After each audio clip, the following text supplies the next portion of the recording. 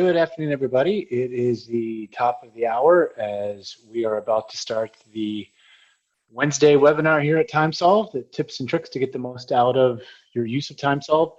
I'm going to wait a couple of minutes here to maybe another minute or so and let people join who might inevitably be getting into the webinar here a few minutes late. So those of you that have already joined, certainly welcome to grab that fill up the water bottle one last time, whatever it might be. But want to let everybody know that you're in the right place, and we will be I will be starting in just about another minute or so. So hang tight, everybody, as we wait for the rest of the attendees.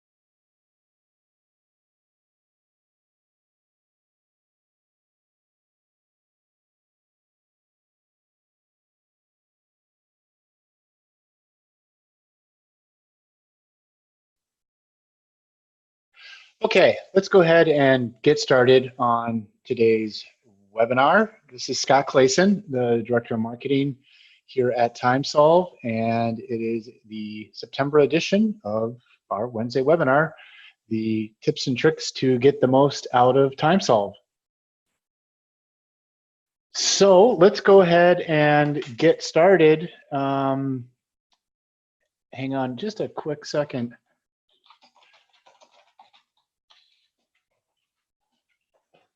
As we go about talking about the things that we want to show you this week, I think, or this month, I should say, it's going to be a little bit of a quicker webinar, I think, as the tips and tricks that we showed you shouldn't take too long to explain. So I think we might get done in maybe just over a half hour or so. And as a reminder, for those of you that have not attended a Wednesday webinar before, we essentially take all of the tip of the week emails that we send out generally on Mondays, but the one today, for example, didn't come out till this morning. The tip of the week emails that we send out to all of our owners and administrators of TimeSolv, and we turn that into a monthly webinar. So generally it's 4, maybe 5 tips and tricks that we always feel it's best, even though you can read about these various features in the tip of the week, it's always nice to see them in play. So this is sort of like your TimeSolv CLE for those attorneys that are sitting in here on this session. And we do this the second Wednesday of every month at 1 o'clock Eastern Time, a new time central, where I'm located in somewhat cool and rainy Minneapolis today, and 10 a.m. out in the Pacific time zone. So with that being said, everyone is on mute, and there should be a place where you can ask a question. You should see that at the bottom of your screen. I do ask that any questions you might have, please wait until we finish up with the entire webinar, and then we can take Q&As with the various topics that we covered. And I always reserve the right, I've done this a few times in the past, to, if I don't know the answer, I will be sure to tell you that, find out the answer, and email you the response when I do have the right answer. So let's get started on today's webinar. I'm very excited. I'm using a new headset today. It's wireless, so I can kind of move around a little bit more, I think, as I animate and use my hands as I talk. We're going to cover 4 different topics here today. First of all, we do have the new mobile app that was released, finally was available in the iOS store, the Apple store, the App Store, about a month or so ago. We'll talk a little bit about, and I'll show you some of the new features of the mobile app. If you have not downloaded the new mobile app, you'll want to do so. We'll talk about a new feature that we implemented. Everything actually this month is going to be on new features that have been rolled into place just recently. The second thing is going to be the ability to copy multiple time entries to a selected date. We've offered a new leads format, as you can see, and we just released last week a new feature that will enhance the security if you choose to implement it, and that is a password expiration.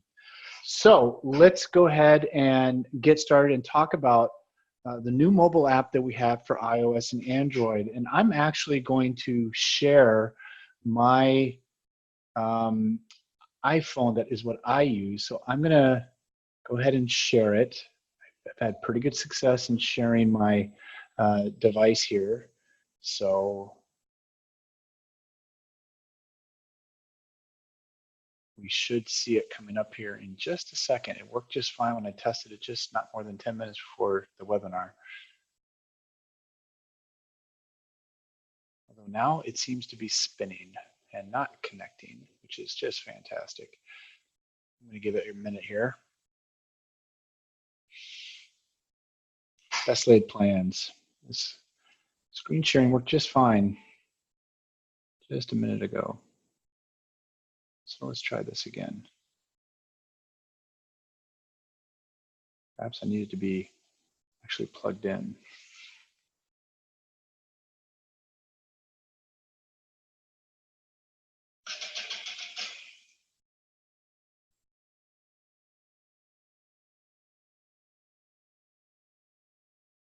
Well, this is disappointing. Like I said, I'm just testing this just to make sure. I've shared my phone numerous times on Zoom, and it doesn't seem to be wanting to work right now. So let's talk about hang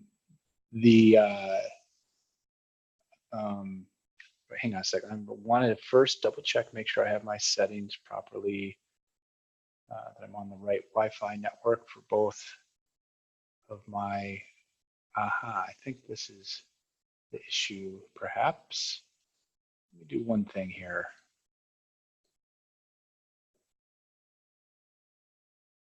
I'm going to connect to a different network here and see if that affects things. Okay, so let me see if these things will work now.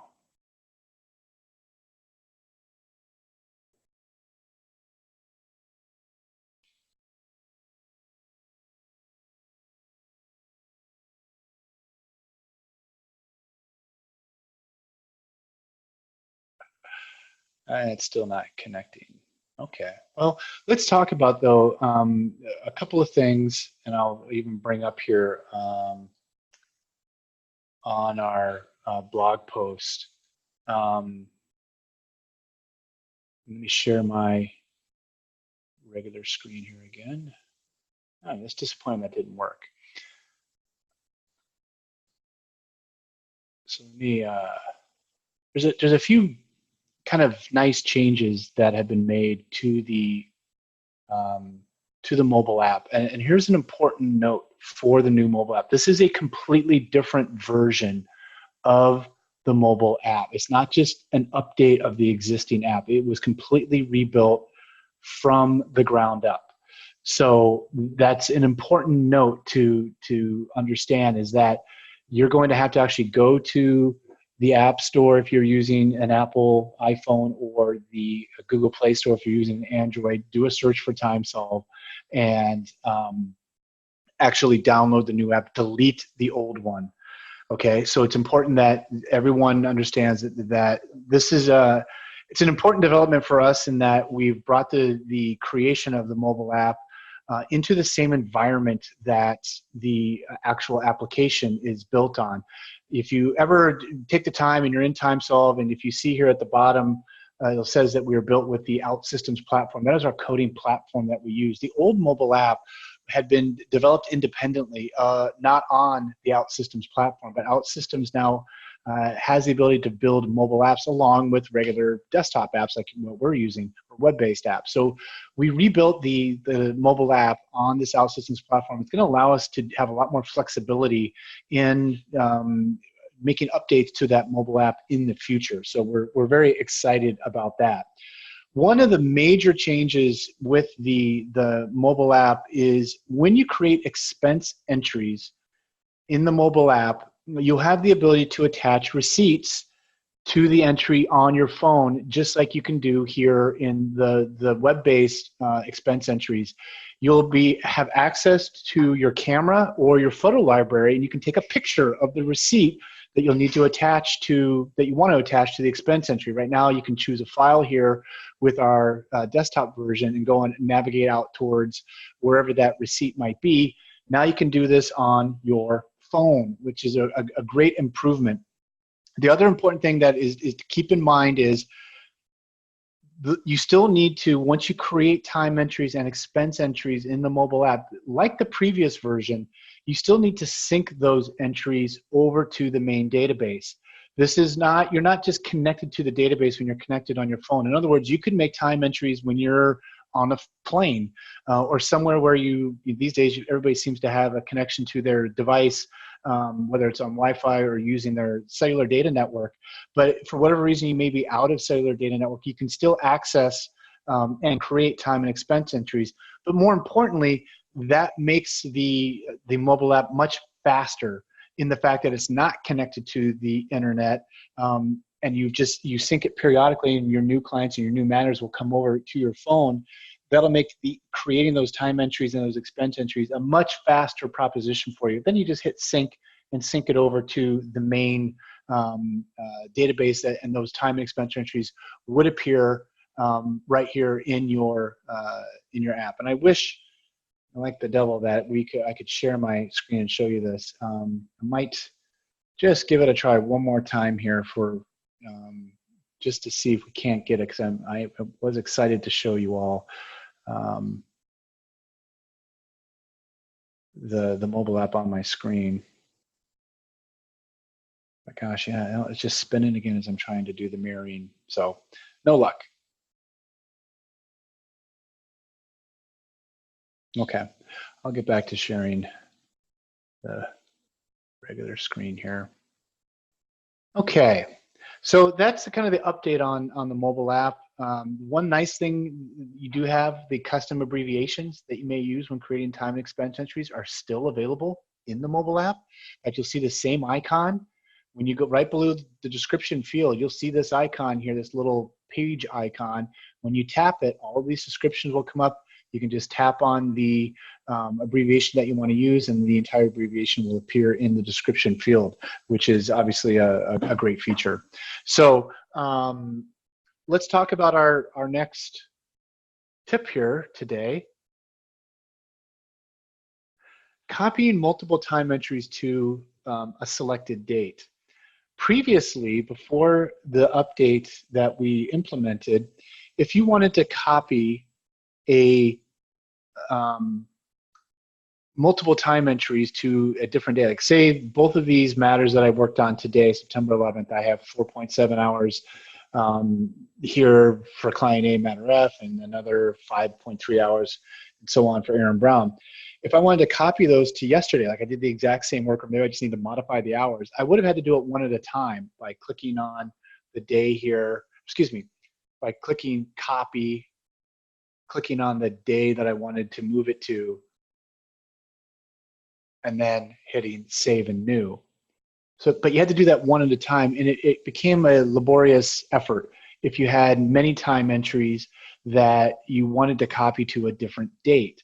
And this enhancement came from a firm that did a lot of the same repetitive work and wanted to be able to just copy those entries over to different dates.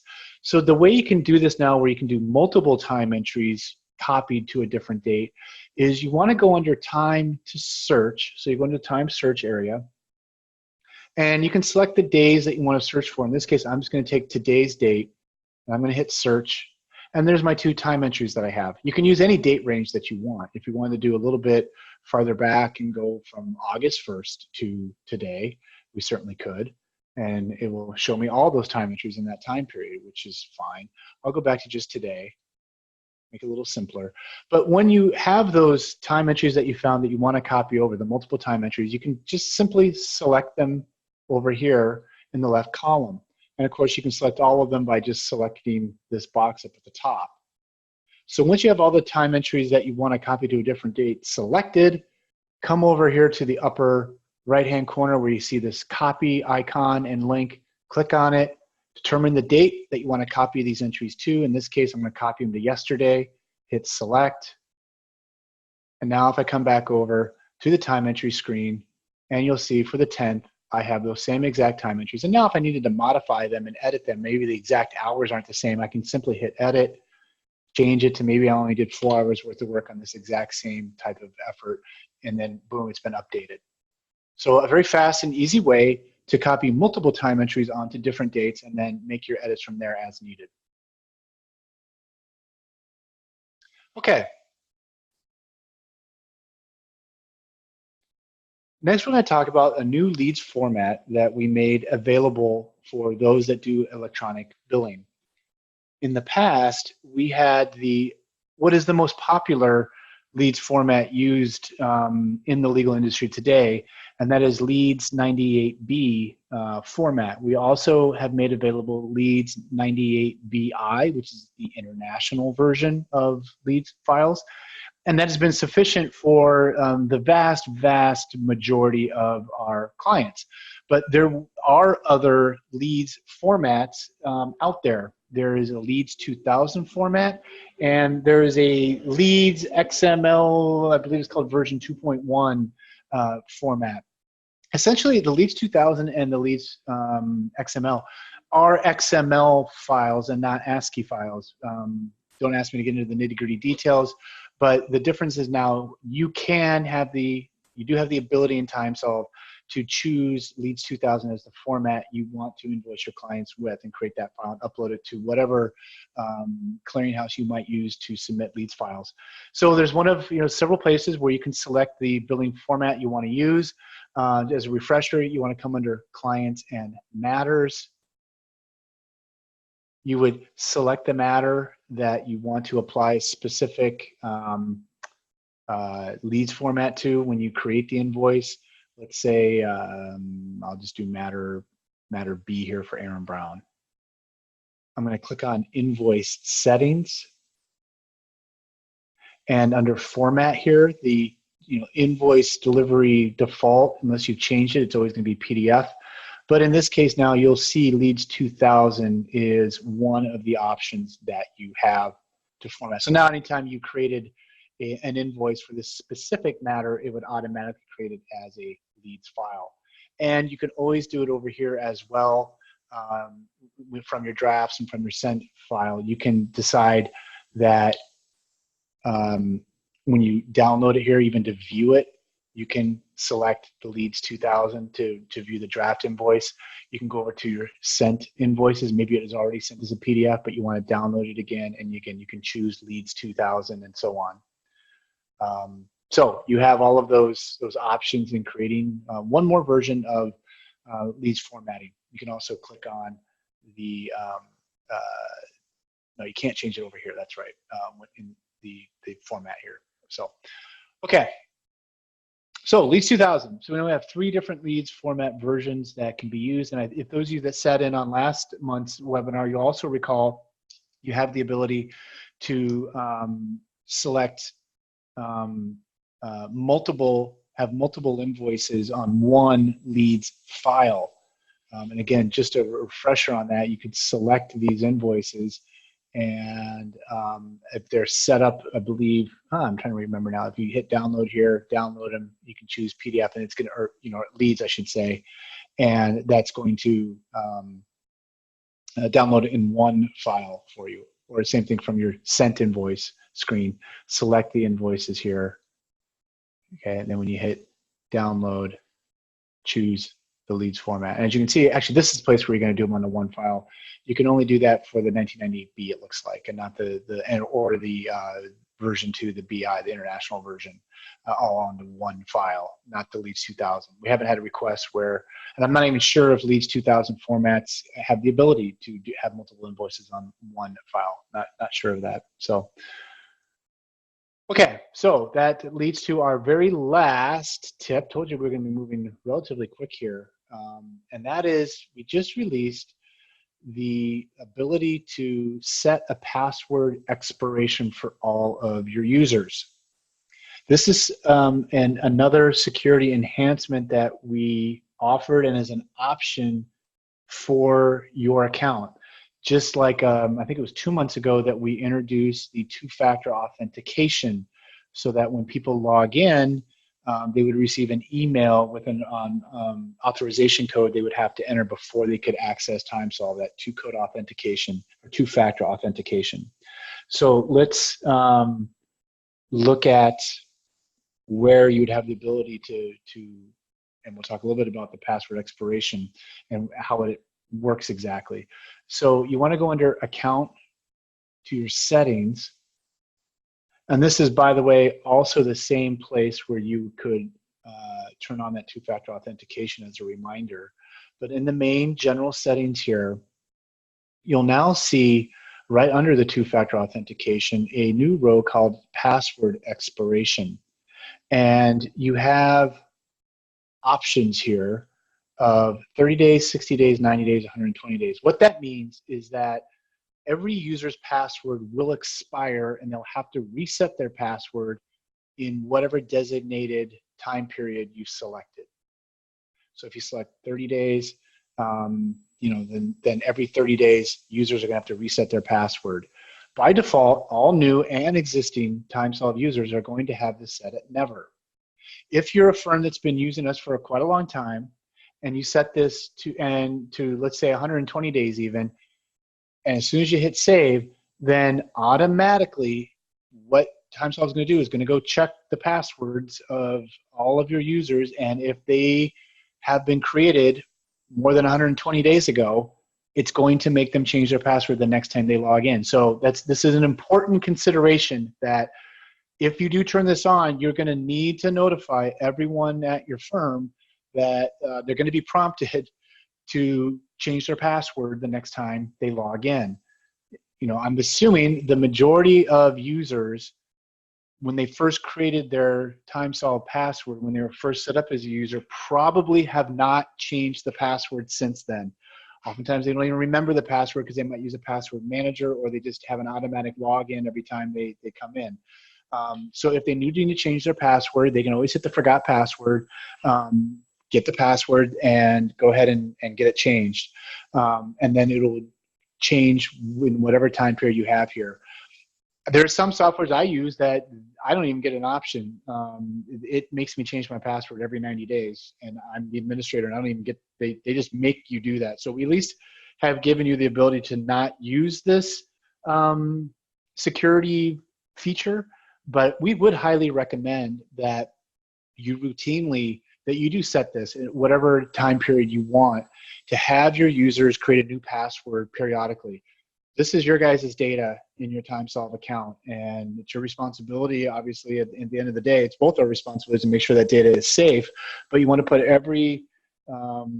use every tool available to you within TimeSolv to keep that data safe. And if that means for you turning on two-factor authentication, if it means setting the password expiration, those are two layers of security that will help keep your TimeSolv account more secure than it is by default coming out of the box. Also, another note, when you do set this at 30, 60, 90, or 120 days, users will get a warning 5 days before their password expires, giving them a run-up to the expiration date.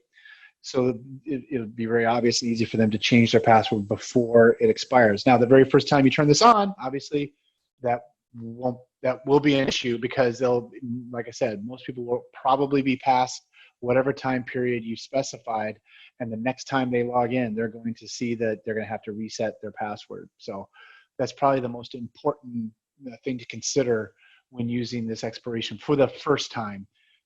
There's going to be like, whoa, a heads up to everyone at the firm. Okay, so like I said, we've gotten through things pretty quick. I'm going to try just for the heck of it one last time to share my screen, and I want to, yeah, I am connected to the right network from what I can tell. Try one last thing here, see if I can't get us screen shared.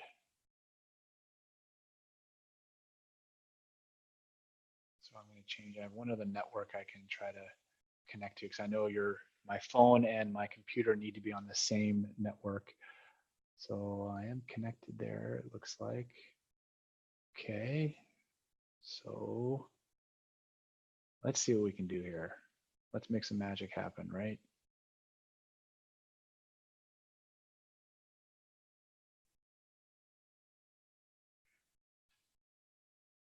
And it's still just spinning. Shoot. Okay, well, we gave it the old college try. It's just not working for me. Disappointing, but that's the way it goes sometimes. All right, any questions about the features that we've talked about today? I'll quit talking here and let you all ask any questions you might have.